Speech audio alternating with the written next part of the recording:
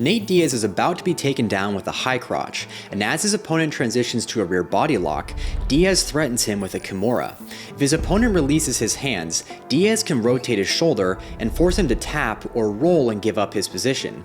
So his opponent is keeping his hands tightly locked with an S grip.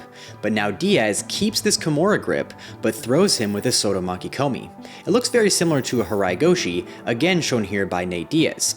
The key difference though is that with the harai goshi, Diaz's inside arm is wrapping over his opponent's left arm instead of his right, and it stops his opponent from taking his back, so when they land, he's in side control, which is a stable pinning position.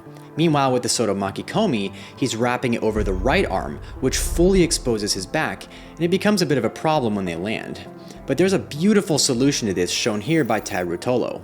Like Diaz, he does a Soto makikomi while his opponent has a rear body lock, but when they land, he scoops under his opponent's near leg.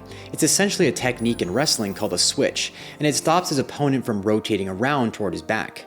If he can sit forward, it puts a lot of pressure on his opponent's shoulder, which could force him to release his grip and surrender the position.